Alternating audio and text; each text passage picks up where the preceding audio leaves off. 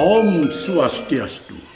Umat sedharma yang berbahagia, kalau kita berbicara tentang persembahan dalam memuja Tuhan, sesungguhnya sangatlah simpel dan sederhana sekali.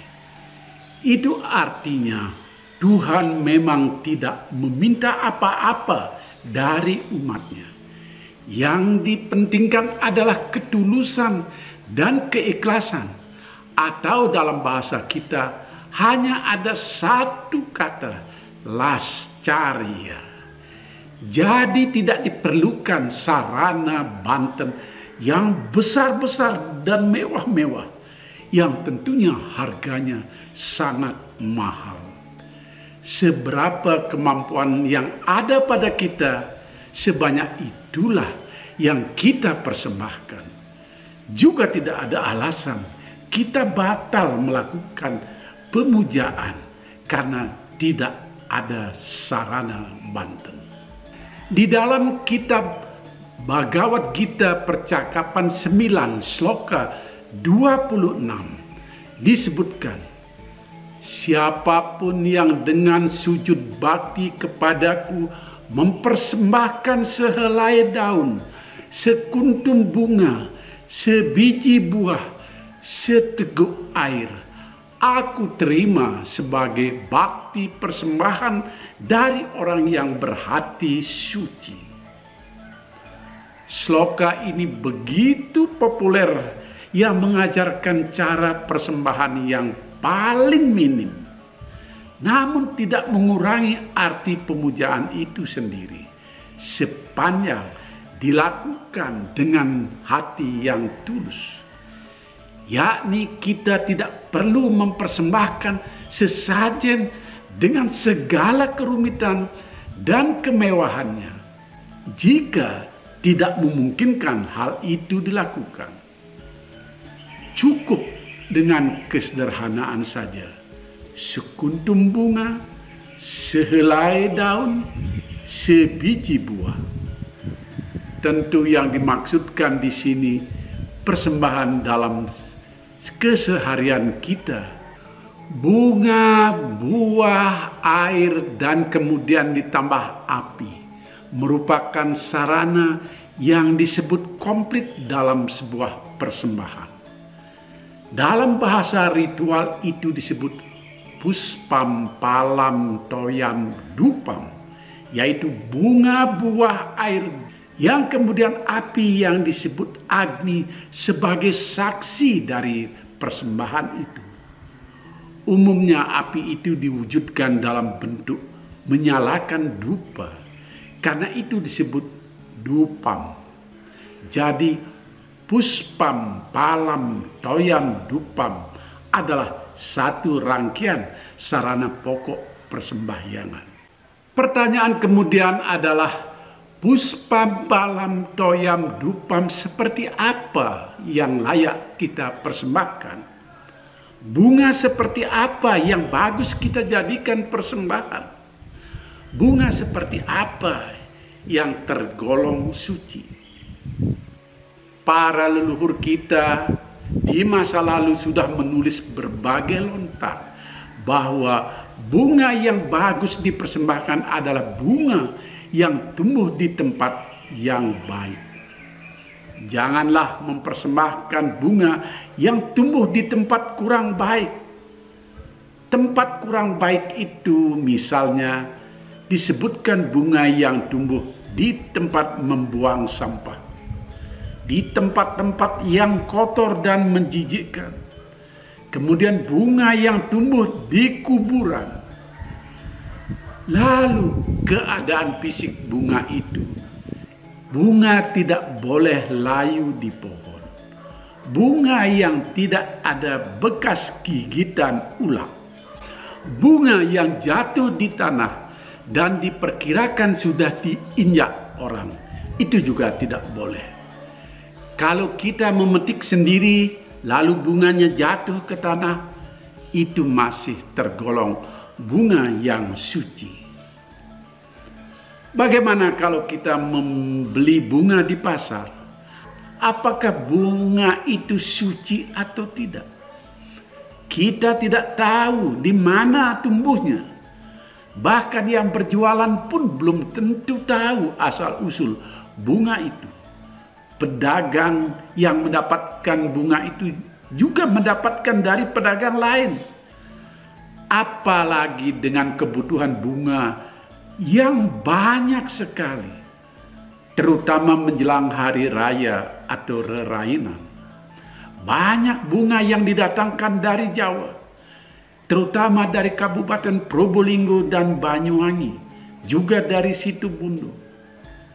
Dari mana bunga itu dipetik? Di luar Bali, bunga Kamboja banyak tumbuh di kuburan.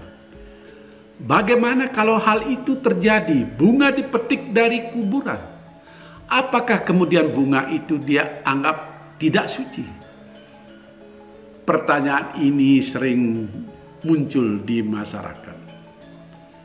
Memang betul, bunga yang tidak boleh dipakai sembahyang adalah bunga yang kita petik langsung dari kuburan atau langsung dipetik di tempat sampah, atau orang Bali menyebutkan di tebel. Itu jika kita memetiknya sendiri, karena kita tahu riwayat bunga itu. Namun kalau kita membeli di pasar, tidak ada ketentuan bahwa bunga itu tidak boleh dipakai. Transaksi di pasar dengan proses jual beli dapat dikategorikan sebagai membuat bunga itu suci. Para tetua kita menyebutkan uang telah meleburnya menjadi suci. Proses jual beli membuat barang itu menjadi suci karena jinah pinaka panebus. Karena itu dalam setiap ritual ada uang kepeng yang disebut dengan pipis bolong, disebut sebagai jinah pemopok. Ini adalah salah satu sumber bagaimana penebusan itu. Jadi kita mendapatkan bunga itu bukan karena mencuri. Kalau begitu tidak perlu kita menanyakan kepada pedagang di mana bunga itu diperoleh, di kuburan atau tidak. Demikian pula dengan buah. Hampir sama kriterianya dengan bunga. Bagaimana kesucian buah yang baik dipakai persembahyangan? Kalau bunga tidak boleh yang layu, maka buah tentu saja tidak boleh yang busuk. Bagaimana dengan dupa? Sekarang banyak dipakai dupa herbal, berasal dari rempah-rempah dan juga berasal dari bunga. Dupa yang bahan bakunya dari bunga tentu saja mengalami berbagai proses. Bisa jadi yang dipakai adalah bunga yang sudah layu, baik layu di pohonnya maupun sudah layu ketika penyimpanan. Karena perlu proses, maka bunga itu dijemur supaya kering. Tentu sebelum kering, bunga itu layu. Bahkan banyak sekali bahan baku dupa yang berasal dari bunga dibawa ke Bali dalam keadaan sudah kering dan dibungkus. Kita tidak perlu mengusut dari mana bunga itu didapat. Apakah dari kuburan dan bagaimana pengangkutannya? Apakah tidak ada yang menginjak atau melangkahi bunga itu selama di dalam pengangkutan? Semua itu tidak perlu kita persoalkan karena produk yang kita pakai sudah berbeda wujudnya. Proses pengalihan wujud itu dianggap sama dengan proses penyucian atau setara dengan membeli bunga dengan membayar di pasar. Uang sebagai penebus. Ya, contohnya seperti kita minum kopi. Serbuk kopi yang kita minum itu sudah melalui berbagai proses perubahan material. bagaimana kopi itu dipetik, bagaimana kopi itu dijemur, tentu sudah dilangkahi orang berkali-kali. Setelah menjadi serbuk dengan material yang berubah, serbuk kopi yang kita minum sudah menjadi suci. Jikapun serbuk itu kemudian dibungkus dari pusat produksinya lalu dijual ke warung-warung, karena bukan kita sendiri yang memproduksi, proses penyuciannya terletak pada transaksi jual beli itu sendiri. Kembali lagi, jinah pinaka penebus. Sekarang ini banyak ada dupa yang bahannya dari bunga Jepun atau bunga Kamboja. Dupa itu banyak diproduksi di Bali, dan sesungguhnya dupa yang sehat karena bahan bakunya dari bunga yang tumbuh di alam. Apakah itu di alam Bali sendiri atau di alam luar Bali seperti di Jawa. Bahkan dalam produksinya dupa ini betul-betul herbal. Sementara dupa lain banyak yang sudah dicampuri zat kimia untuk bahan pengharumnya. Yang ini semuanya berbahaya untuk kesehatan. Kita tak usah resah dengan isu bahwa dupa itu dianggap tidak suci karena bahan bakunya diambil dari bunga Kamboja atau bunga Jepun di kuburan Jawa. Justru dupa herbal seperti ini yang lebih baik kita pakai karena asapnya tidak mengandung kimia yang bisa merusak paru-paru. Bagaimana dengan sarana air? Yang terbaik tentu air yang didapat langsung dari sumbernya. Di pedesaan, di gunung-gunung hal ini banyak diperoleh. Meskipun air dari sumbernya itu sudah dialirkan ke rumah. Tapi di perkotaan tidak masalah memakai air PDAM atau air mineral yang dibeli di warung-warung. Karena air untuk yatnya ritual itu disebut suci setelah diberi mantram, sehingga air itu menjadi tirta. Sebenarnya air dan tirta itu sama saja, tapi kita di Bali sudah salah kaprah dengan menyebut air suci yang sudah dilantunkan mantram disebut tirta. Pemangku atau para sulingih akan membuat air tabah. Air tabah ini adalah air yang masih murni menjadi air suci atau tirta dengan ritual yang disebut ngarga tirta. Tentu secara etika adalah air yang dipakai untuk bahan tirta, bukan air sisa-sisa yang kita minum. Jadi bukan air yang diambil dari sungai yang sudah bercampur dengan berbagai benda lainnya. Satu hal yang pasti adalah para pemangku atau sulinggi sebelum menghaturkan pemujaan selalu menyucikan semua peralatan upacara, termasuk banten yang penuh bunga, buah, dan dupanya. Dengan begitu asal-usul bunga, buah, dan dupa sudah tidak diperlukan menyangkut kesuciannya, karena semuanya disucikan terlebih dahulu oleh pemangku dan sulinggi sebelum dipersembahkan. Persembahan yang dipimpin pemangku atau sulinggi sudah baku dengan penyucian seperti ini.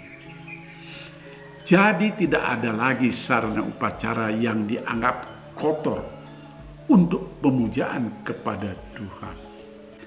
Bahkan kalau kita sembahyang sendiri, apakah itu sembahyang di rumah atau bersembahyang di pura yang tidak ada pemangkunya, semua sarana bunga, buah, dupa, air harus disucikan terlebih dahulu. Pakai saja mantram yang pendek-pendek. Misalnya untuk bunga, kita pakai mantram Om Puspadanta ya Namah Swaha. Untuk dupa kita pakai mantra Om Agnir Jyotir Dupam ya Namah Swaha.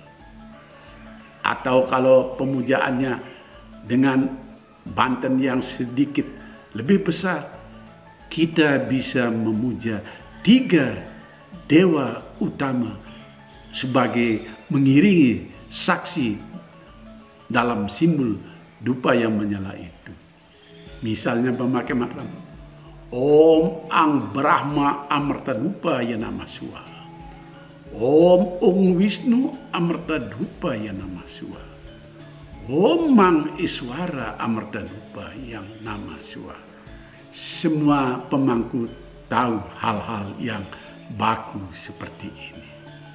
Mari kita rajin bersembahyang, memuja Tuhan Yang Maha Esa dengan sarana seadanya yang kita miliki.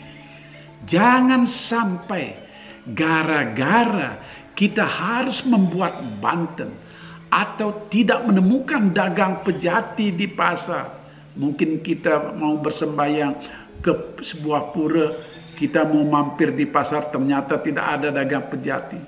Lalu kita batal melakukan persembahyangan. Jangan sampai terjadi hal itu.